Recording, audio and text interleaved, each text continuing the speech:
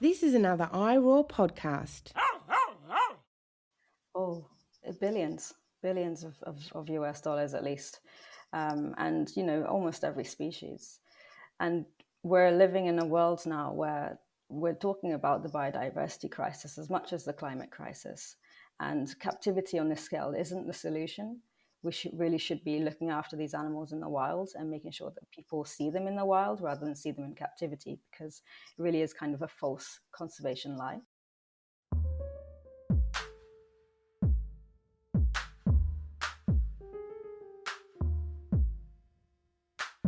Hello everyone, welcome back to The Animal Turn. Last November, so that's November 2024, a good friend of mine here in Vienna, Ellie, approached me and said, hey, do I want to go to the screening of a film that's coming out called Dethroned? It's all about the trade of big cats. And I, of course, said yes. I've never been to the screening or the premiere of a film in my life. So it was very exciting to go. And of course, one that's showcasing and talking about such an important topic, I was very much open and interested. So we went along and we watched Dethroned, which is a marvel to watch. The cinematography done by Aaron Gagosky and Will Foster Grundy is outstanding. It's beautifully done. And what I really appreciate about the story is it kind of shows the complexity of big cat trade without focusing on a specific species and without necessarily giving you a kind of neat or clean answer to what's going on.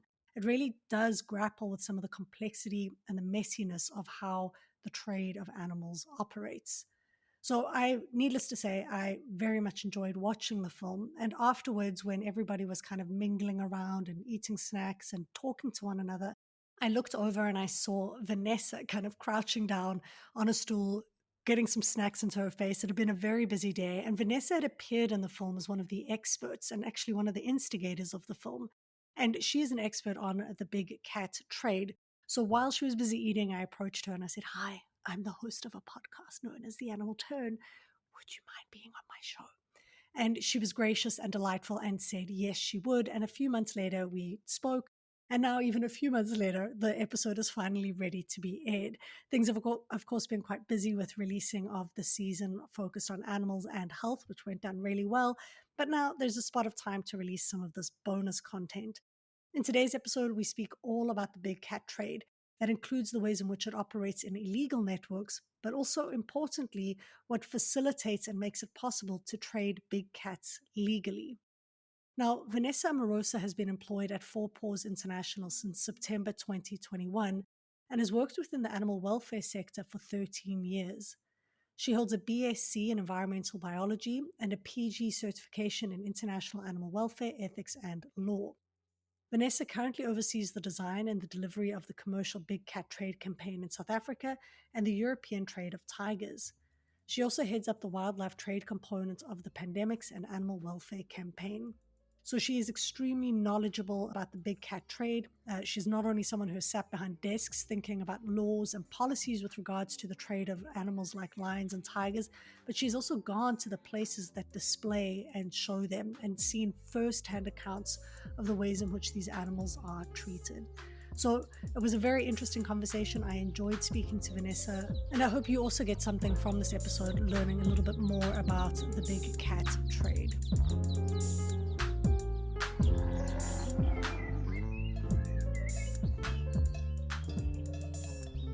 Hi, Vanessa. Welcome to the Animal Turn podcast. Hi there. Thanks for having me. It's so great that you're here because I randomly approached you at the premiere of Dethroned here in Vienna, which was a really fascinating film. So I'm delighted to have you here today to talk more about the big cat trade, because some of the things I learned in that film I knew about, but a lot of it was quite surprising and new. And one of the key things you mentioned during the Q&A after that was just how important it is to look at the legal trade of wildcats. A lot of people focus on, well, not wildcats, but the legal trade of big cats, and how a lot of people tend to focus on the illegal trade. Well, I'm getting tongue-tied. So I'm excited to talk to you a bit more about big cat trade today, because I know fairly little about it. But maybe we could start thinking about how you got involved in looking at and thinking about big cats. Yeah, well, I mean, like many people out there, I love big cats.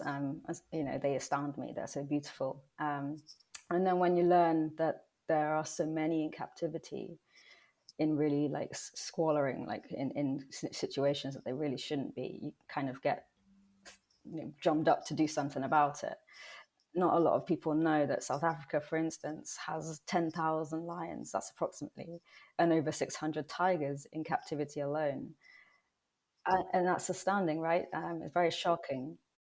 Yeah, I mean, I'm from South Africa, and we take a lot of pride in our big five, right? Lions, of course, several lions and leopards are in the big five. A lot of tourists come to see the big five, and I think many of us are aware that there's canned lion hunting in the country, but I think very few of us kind of problematize the, there's all of these cub attractions and opportunities to touch animals, and yeah, there's just a lot of animals, and particularly big cats, being used in these kind of petting and tourist functions. But what I didn't realize, and you mentioned this in Dethroned, that South Africa is one of the biggest exporters of big cats in the world. It is the biggest exporter of big cats. And look, that's live animals and parts as well. And the parts really shouldn't be happening, according to like CITES. But there is like a CITES loophole where, especially for tigers, when you think that they're Appendix 1 and they should have the most protection ever, there's all these measures, especially in Asia, to introduce them and have them like increase the wild population, and then you see them on the flip side traded in such large numbers. It just doesn't quite add up.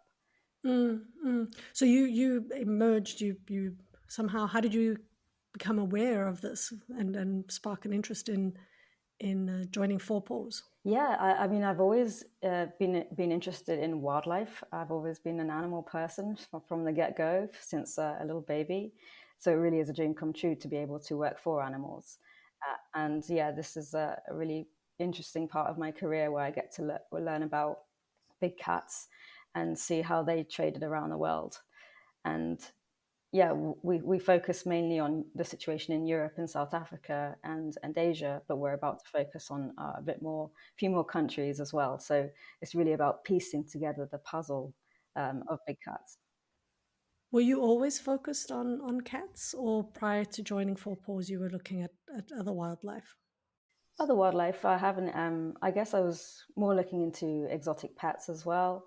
We looked at otter trade, the trade of snakes and African grey parrots, tortoises, that kind of thing. The kind of furry and not so furry animals you keep in the home, and kind of uncovering the trade of those animals, because it's just as illicit. So yeah, the wildlife trade is such a big conundrum. It's not easy to fix. How big is this? Like, when we're talking about the trade of wildlife, the legal trade of wildlife, how big an industry are we talking about? Oh, billions of US dollars at least. And, almost every species. And we're living in a world now where we're talking about the biodiversity crisis as much as the climate crisis. And captivity on this scale isn't the solution. We should be looking after these animals in the wild and making sure that people see them in the wild rather than see them in captivity, because it really is kind of a false conservation lie. Mm. And I think there's something that happens when, I'm working at a kindergarten now, and I didn't go with, but they went on a zoo trip last week, and I think something happens when you see these animals in captivity. There's, especially at this young age of 4 or 5, it just becomes like, oh, this is where these animals belong. This is how we interact with a bear or a giraffe or an elephant. They are in zoos in captivity, and it's remarkable. I used to love the zoo as a young kid, but something happens. It normalizes, I think, these animals being in those kinds of spaces. Yeah, I mean, as children, you have a very fascination with animals, right? We learn about them from day one. But, like you say, going to see them in the zoo or perhaps having interactions with them, it kind of puts that acceptance of this is okay. And this is the legal trade, as you say. So, it says, oh, if it's legal, it's fine. But actually, at Four Paws, we kind of try and say, is it okay? Are those animals okay? Do we know where those animals come from? Where are they going as well? Often people would be surprised. Yeah, so it's not just like a giraffe is being bought from a sanctuary somewhere and lives out their life at one zoo, they could actually end up at multiple institutions over the course of their life. Well, also sanctuaries would never sell their animals. Yeah, fair enough. Fair enough. Yeah. Most of the time they're bred. And especially like the situation in South Africa, where you have these thousands of animals and this massive cub petting industry, where people go there, they take their children, or they want that selfie for their Instagram, and they say, "Look, here's me with a tiger or feeding a lion cub or something." And nobody knows actually what happens to those animals.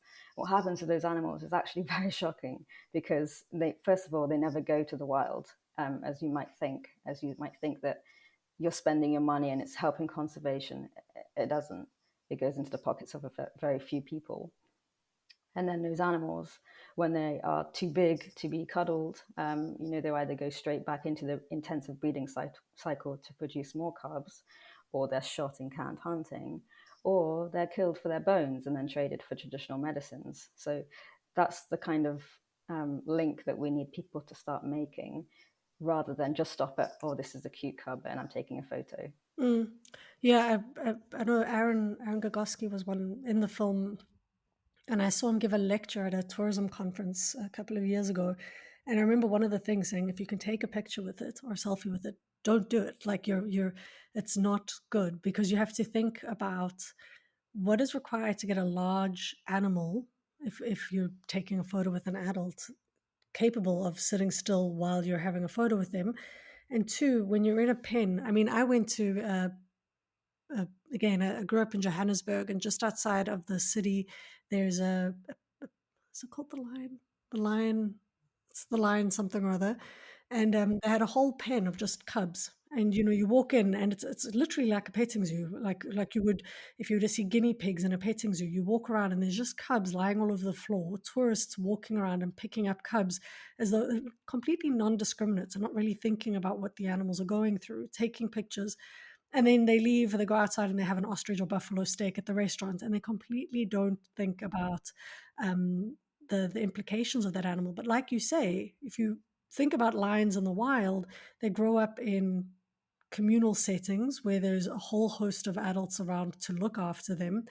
They aren't rarely alone at that age where they can barely open their eyes. It's pretty remarkable when you stop and think, whoa, what is happening here when you've got a whole bunch of cubs just lying on the floor? It's bizarre. Exactly, and nobody says, "Oh, where's the mother?"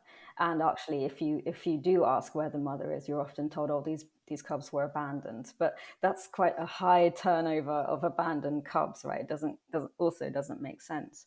But in terms of what it takes to make a big cat be so docile or tame, right? Remember, there was that expose a few years ago of the drugging of tigers in Thailand with the monks. That's a regular thing. And then when I saw, especially when I went to Thailand to film the Thailand leg of the film, I saw animals chained, tiny short chains, all day in the heat with no water. And cubs that are kind of like, they have this stick, and I guess they beat them with the stick until they are completely in submission when they're young.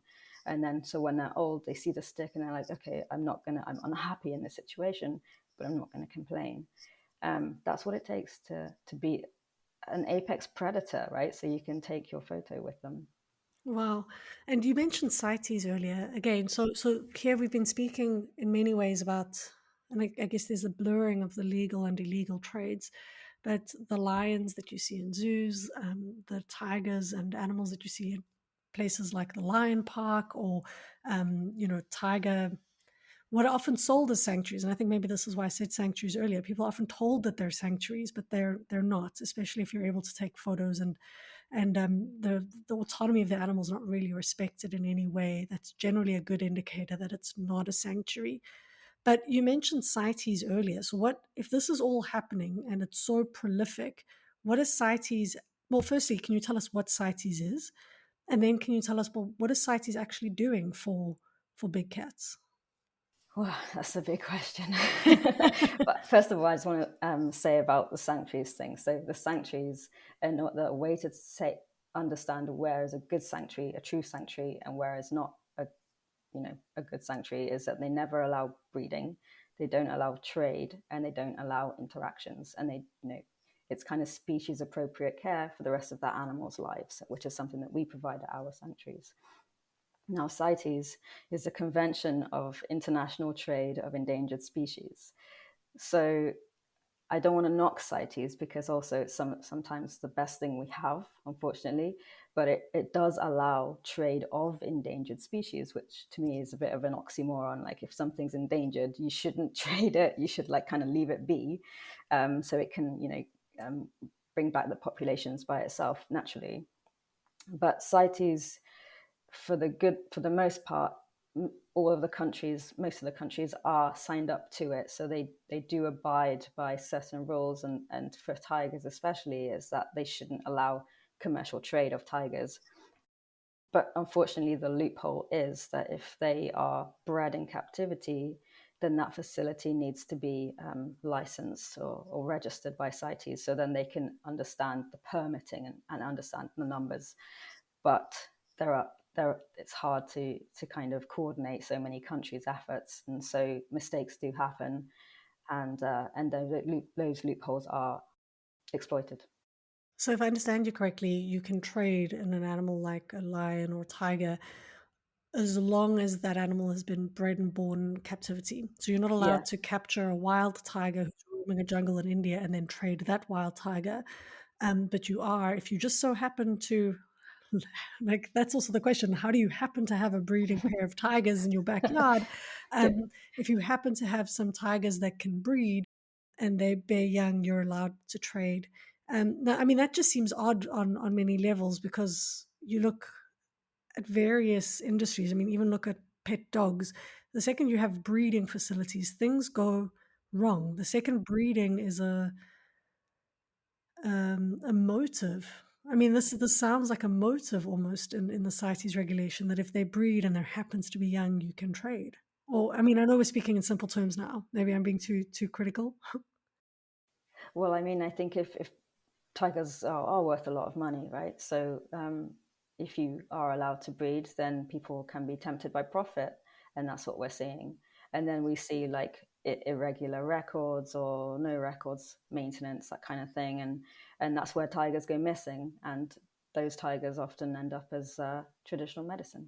How much do people pay to buy a tiger? Like, what are the costs? Oh, I mean, that really can change depending on where you are and whether it's an illegal trade or a legal trade. But tigers can go from like anything from 5,000 euros to 22,000 euros, depending on coloring or breeding stock, that kind of thing. Wow. Mm-hmm.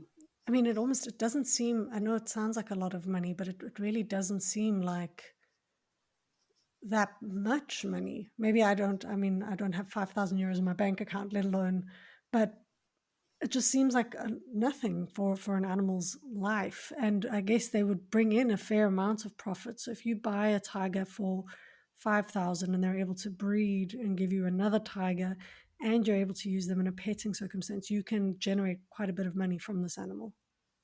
Yeah, and unfortunately for big cats, they can be bred quite intensively as well, because when the mother has the cubs, if you take the cubs away, she will then automatically go back into oestrus, which means that she can mate again. So this is why we have the conveyor belt of cubs, because they're taken straight away from a very, very young age. And as you know, like in the wild, they would stay with the pride or with their mothers for like 2 to 3 years until they reach maturity.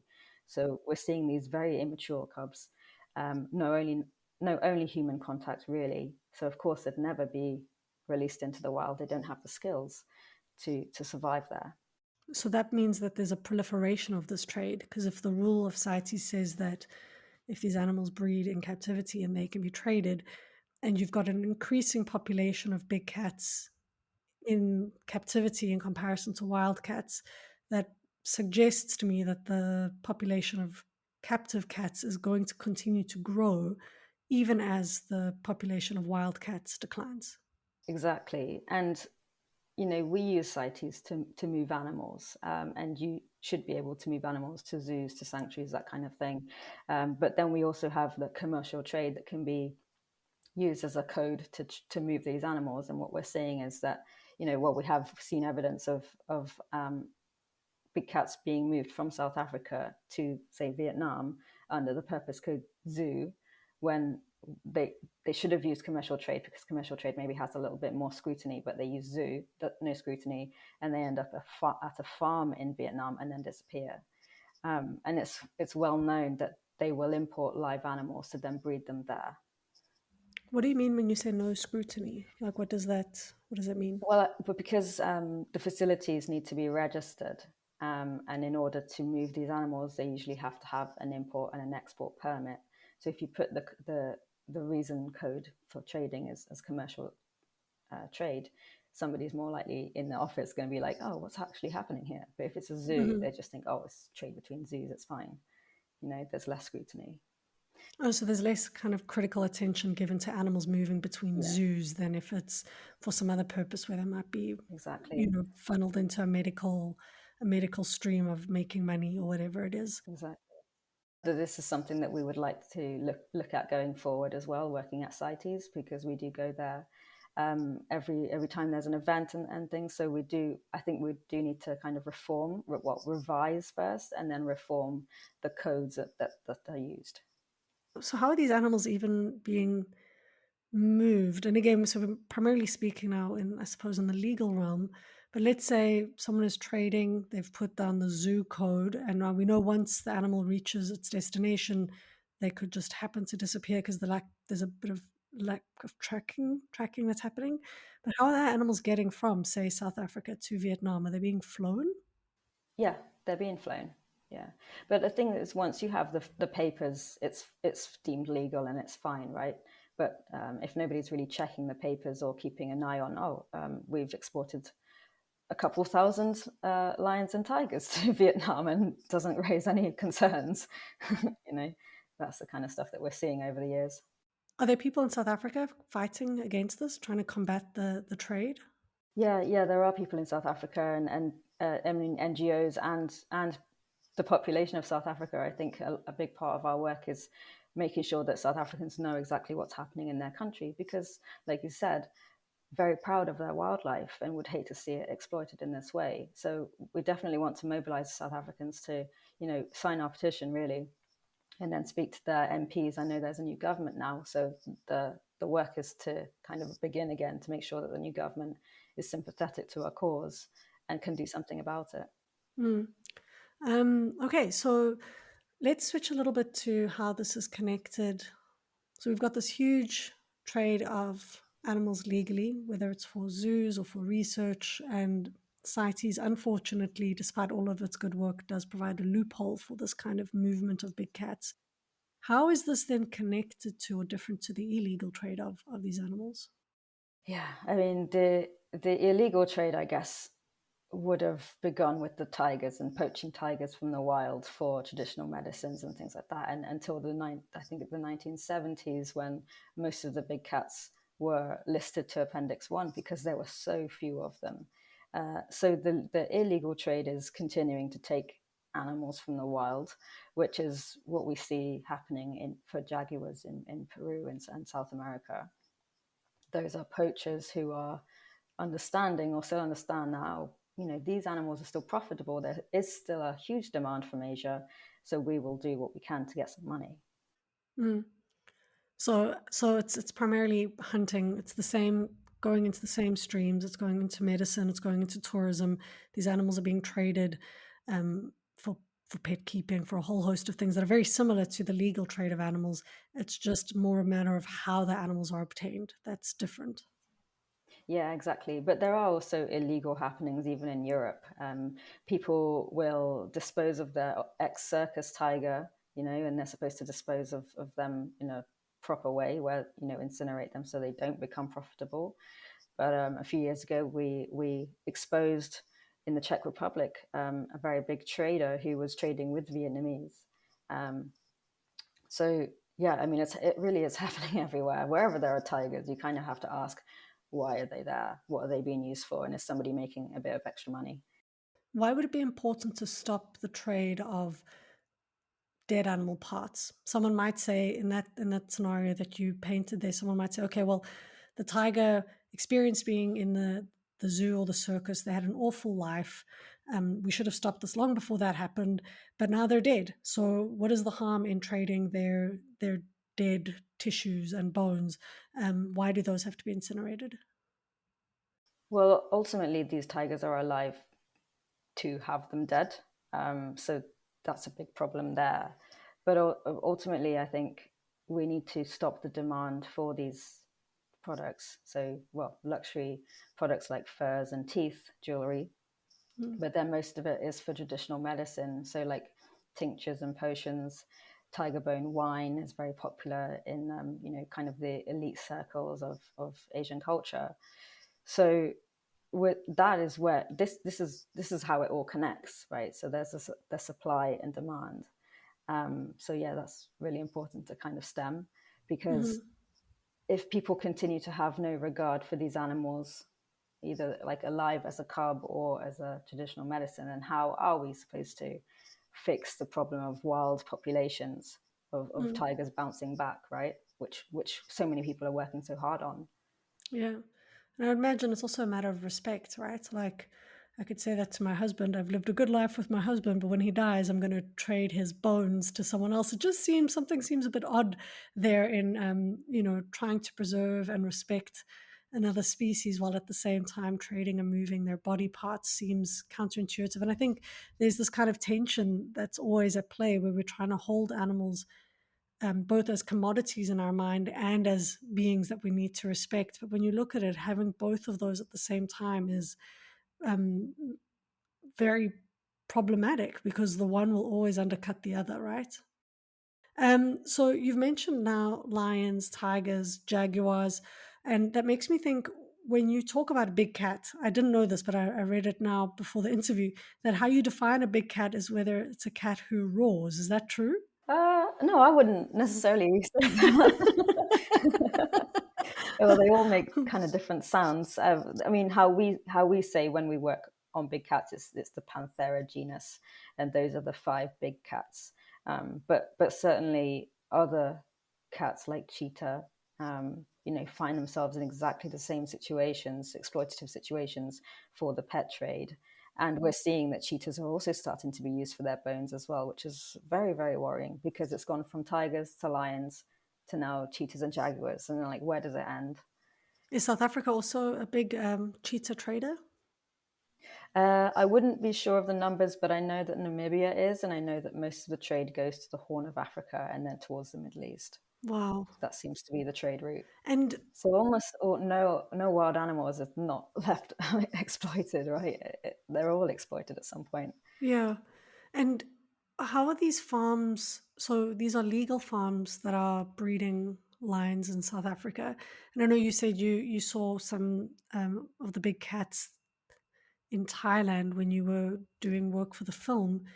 How do these breeding facilities, like what do they look like? Because on the one hand, what you saw in Thailand was public facing, and you said it was pretty terrible the conditions that the cats were being kept in. Do you have any idea what the breeding facilities look like when they're breeding these large animals? What does that look like? Yeah, I've been to facilities in Thailand now, and I've been to facilities in South Africa, and these have been public-facing facilities. But for sure, when you're there, you kind of see the adult animals or the cubs separately. You never see them together, which for me indicates that there's always a part of the facility that's not for public eyes, and that's where the intensity happens. That's where you have that conveyor belt and the mating and things like that. So yeah, it's a kind of a bit of a dark underbelly. And are there larger numbers? So the lion population is declining, right? Do you know what the current wild population for lions is? Whew.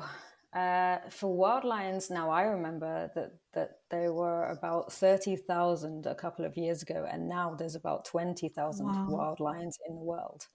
And in South Africa alone, there are 10,000 in captivity and just over 3,000 in the wild in South Africa. So yeah, I mean, all wild animals seem to be in decline because of the biodiversity crisis that we're seeing. But then, yeah, if things aren't left in check, then we'll only see captive populations explode. I mean, of course, that was a stat that was put forward when Tiger King became really popular, and people were quite shocked, the idea that there are more tigers in people's basements, in Ontario or in the US than there are tigers in the wild. Because I think everyone walks around saying, oh, well, I need to help the tigers. I'm going to give money towards these conservation efforts. But at the same time, you've got more of these animals in people's basements and being kept as pets. And based on what you're saying now, it sounds like it's similar things happening both with tigers and more perhaps with cheetahs as well. Yeah, I mean, big cats are seen as a status animal. And what's really interesting is the US Big Cat Public Safety Act. It came about through years and years of campaigning, I think 20 years of campaigning at least. But it wasn't anything to do with actually animal welfare or conservation. If you hear it back, it's public safety, and it only came about because of these big cats, tigers that were kept in basements, and then you'd have emergency responders being called out, refusing to attend to the emergency because there is a big cat. So it was actually about human safety rather than the safety of animals. So, I mean, that's an interesting tactic, and maybe that's something that we need to look at more, to get legislators to understand it's actually a situation not for the animals, but for the humans as well. What for you has been the most surprising and startling thing you've learned while engaging with big cat trade? Oh, so many, but I think, do you know what? I think it's funny because you and I, we're animal lovers. And we would go to this facility like this and see these other animal lovers, really enjoying themselves and maybe not seeing the suffering, and then going home and saying how great they had, a great time they had. I think that's hard to swallow sometimes. Yeah, I agree. And I mean, I think it's an interesting part of my journey was actually my husband got into an argument with someone on Facebook that said you can't eat meat and love animals, and he was like, the fuck that you can, and got into a big debate with him. And of course then he got inundated with a whole bunch of people sending him posts about facts with regards to how animals are farmed and traded, etc. And that led us on a very interesting journey in our house in terms of how we changed our practices. But I still maintain that it's false, because I think you can love animals and do really awful things with them. And sometimes I actually think it is our love. The idea that love isn't also problematic and can't lead to obsessions is I think we need to check our love and our curiosity a bit, because part of this desire to like touch tigers and be near lions is because we love them and we're fascinated by them, and we think they're incredible, but somehow our consumption is the most important thing in the equation. We don't really have respect for them. Yeah, we put ourselves first, and ultimately love isn't enough for these animals. Mm-hmm. So what do you think should be done next? What is in combating the legal and illegal trade of big cats? Yeah, I mean, it's such a complex issue, but I think the most important thing is, the NGOs, we're working on the legislative side. We really need people to play their part as well. So, be a bit more clued up as to, can you spot a true sanctuary? Are you making the right touristic decisions, that kind of thing? So we have a guide on our website called Travel Kind, which will help you on your holidays. Hopefully not spend your money to exploitative activities. But yeah, it's never ending. But I do feel like there is hope, and we are getting there, because ultimately the situation's coming along since even a few years. What kind of legislative changes are you proposing? Yeah, I mean, in South Africa, we want to see the industry shut down. And in 2021, the South African government at the time, they did say that they want to phase out the industry. So, That's huge. It is massive. It is absolutely massive. So yes, they have kind of said that they would do that. We are waiting to figure out how. So the ask of us was that they do it. Now we're asking that they do it, and they do it in a timely manner rather than say, we'll do it and we'll do it in 20 years, because ultimately those animals are still suffering. So there are some facilities that have put their names forward to kind of transition. And as Four Paws, we're sanctuary leaders. So we would like to help them and help them come to a better model that helps animals rather than just profits from them. So the goal is to approach countries like South Africa that trade in big cats and help the facilities that they currently have with captive animals to transition away from breeding and trading those animals to instead creating a sanctuary model so that the animals who currently exist can live as good a life as what is possibly available to them. Exactly. And South Africa, as the biggest exporter in the world, I think if we can do it here, we can do it anywhere. Mm-hmm. We, along with other organizations, published a roadmap. It's a roadmap to close tiger facilities of concern. So this is kind of a step-by-step analysis and a guide for facility owners to understand how to transition and to stop what they're doing and do something better. So there is information out there, and we do want to help. We actually want to work in collaboration to help the animals rather than just bash people and change the law and end it. We want to have a sustainable solution to these things. Yeah, of course. And I mean, there's a lot of, like you said, it's a whole industry. There's jobs, there's people that would, and if you're not looking at the jobs and the money that's involved, people are not going to listen. If you're not giving a feasible way to step outside away from these industries. But that's really interesting. So it sounds like the key actions are, one, at the individual level, to motivate people to think more about the types of ways in which they interact with animals and to recognize that they're part of a bigger thing. Two, to target actual state legislation and get states to phase out particular industries, target specific facilities. And I'm guessing here also at the international level, you mentioned earlier, to get revisions to documents like CITES so that they're not actually allowing and facilitating this trade. Exactly. A multi-pronged approach for a very complex subject. Mm-hmm. And this is just for one animal species, or like a couple of animal species. Like, can you imagine doing it for all wildlife and tackling the wildlife trade? It's a big job. Yeah, but I think this gets to what you were saying earlier about really tackling, because I mean, I know there is a challenge with the single issue campaign is that people focus on the single issue and they say, okay, well, now we've done this, we've achieved something, which is good. You have achieved something. And for the animals in that group, this is life-changing, literally life-changing for them, and prevents a lot of future harm being done to that species. But of course, there's a broader philosophical and social battle that needs to be fought here about our mindset with regards to animals being something and things that are commodities to be bought and sold.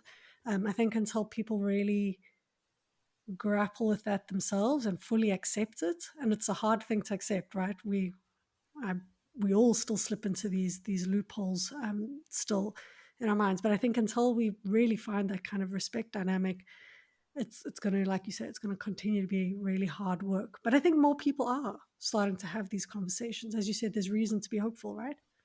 I think so. And I think, like, if you think of lions and tigers and leopards, they are some of the most iconic animals that we have. Now, can you really imagine a world without them, where we've consumed all the ones in the wild and we've consumed all the ones in captivity?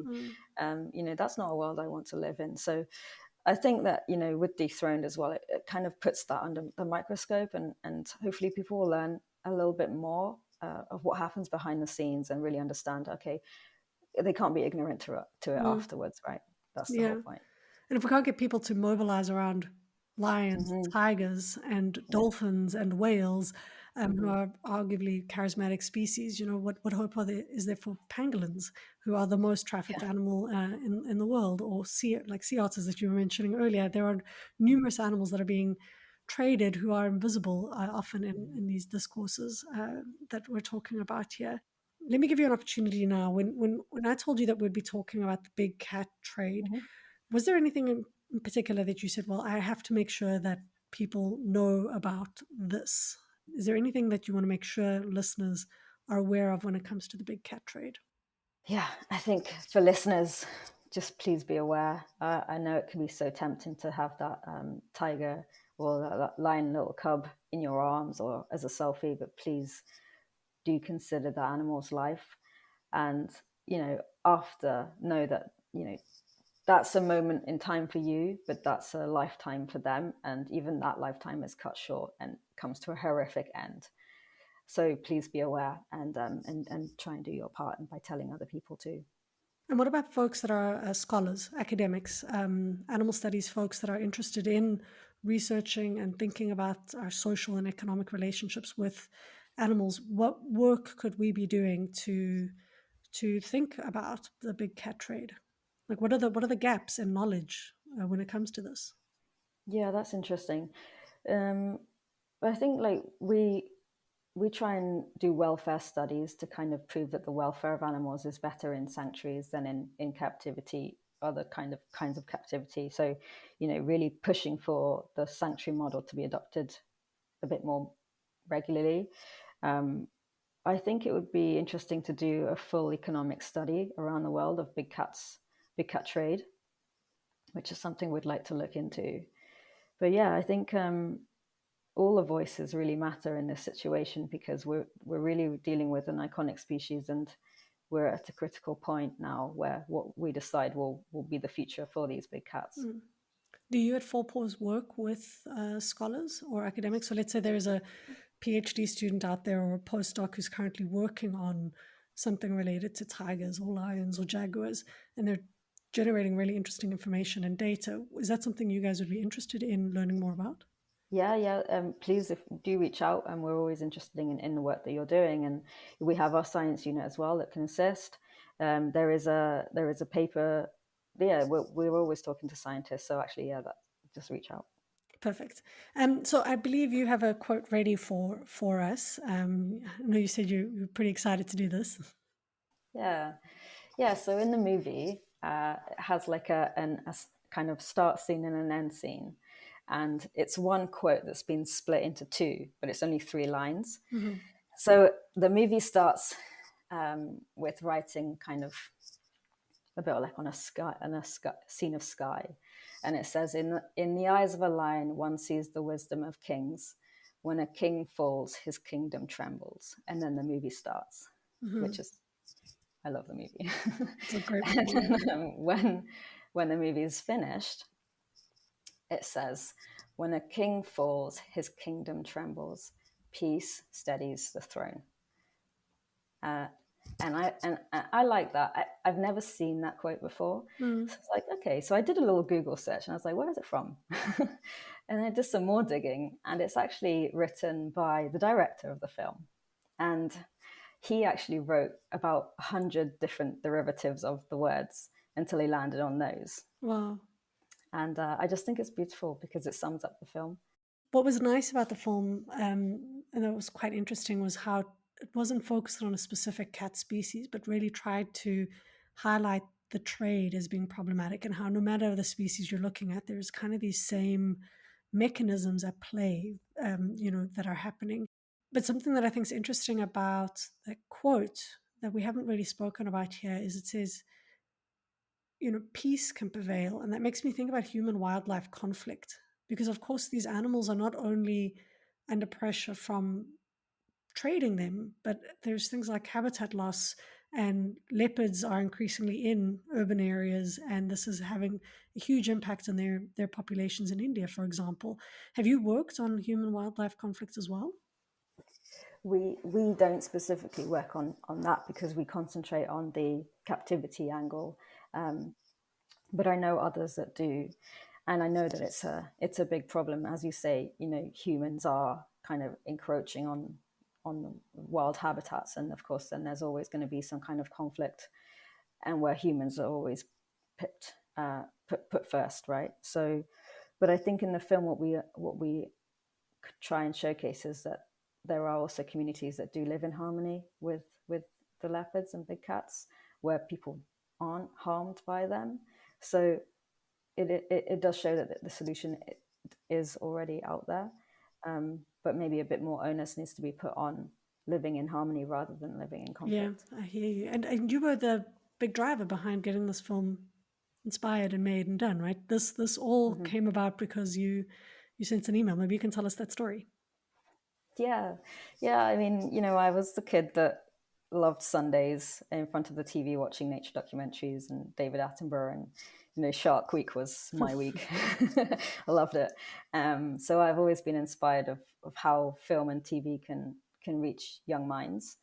So the film really was a dream come true, and I had worked with Aaron before on shorter pieces, but I realized when I first joined Four Paws that we knew exactly what we were doing and asking for with the legislative change, but I was like, we're missing this big mobilization moment, right? So when people know about what's happening to big cats, they would be spurred into action. And through research, we see that it's not just happening in South Africa, in Europe, in Asia. It's everywhere that big cats are, and then everywhere that they're kept as pets as well, which is most places. So I really wanted to, there hadn't been a big cat trade movie as such, and Tiger King kind of was all about the scandal of the people, and nothing was said about the abuse of the animals. So the idea kind of was generated at that time. So yeah, I sent an email to Aaron. He's a decorated photojournalist, making a name for himself, and I just thought, like, I want to do this with him. And then we were fortunate enough to get Taramata on board as well. Yeah, an incredible film, and the cinematography is outstanding. And it is in a very different genre to Tiger King, right? Tiger King was trying to sell, I think, something salacious and like outlandish, and it was very illuminating. And I think it did a lot of work to highlighting some of the problems of the trade, even if they weren't explicit about it. I think people were shocked to see some of these conditions.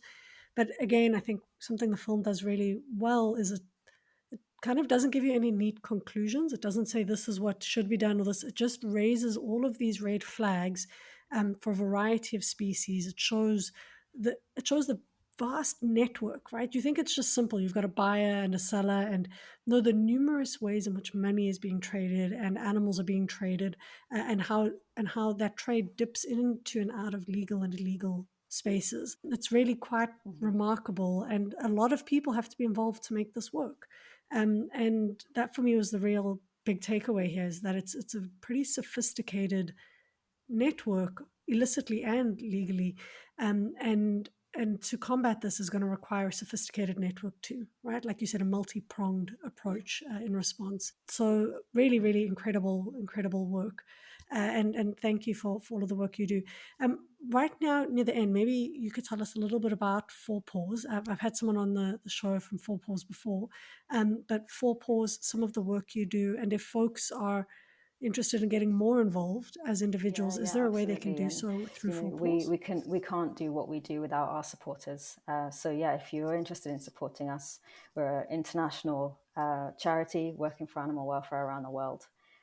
So if you want to search Four Paws, and then you'll be directed to our website and you can get more information about us. But we basically have something for everyone. We work on wildlife, we work on pandemics and trying to end those, farm animal issues, and then companion animal issues as well. Yeah, it's a massive organization. And since moving to Austria, it's interesting because I mean, I'm South African and I knew very little about Four Paws when I was in South Africa. And to be fair, I wasn't in the animal studies world or anything then either. But since moving to Austria, the amount of work you guys do for consciousness raising is really quite remarkable. The number of posters up around the city that are saying, things about pigs or things about cats or whatever it is. There's or foxes. I've been seeing a lot of foxes lately. There's a lot of knowledge mobilization and kind of making these issues visible in public space, which is quite interesting because I don't think I've ever been to a place where I've seen as many posters for animal welfare and animal rights issues in the public space. So it's really quite remarkable. So congratulations to your communications team. Thank you. Thank you. I see it like, we're trying to give a voice to the voiceless, right? And, our vision is hopefully like a world where people see or respect animals with empathy and understanding, right? So, hopefully that's a lovely world to live in. So that's what we're striving for. Okay, well, what are you currently working on now? Are you still working on the big cat trade? Yes, yeah, for the foreseeable future. And we've got a nice big new strategy from next year, which will see us work in a few more new areas of geographical areas. We also are working towards the online screening, so there will be one in October, so hopefully people can see the film there. And yeah, like lots of CITES work coming up. Next year is a big conference of parties, so we will be there waving the flag for big cats.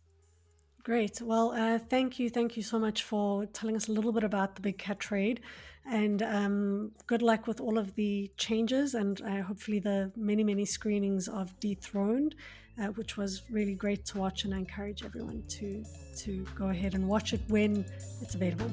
All right. Thank you so much, Vanessa, for joining me on the show. Thank you. Thanks so much.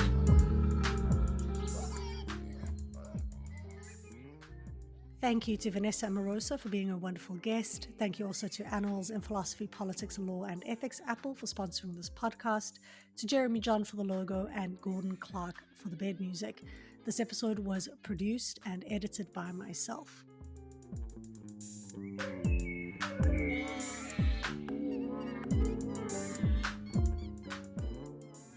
This is The Animal Turn with me, Claudia Hurtenfelder.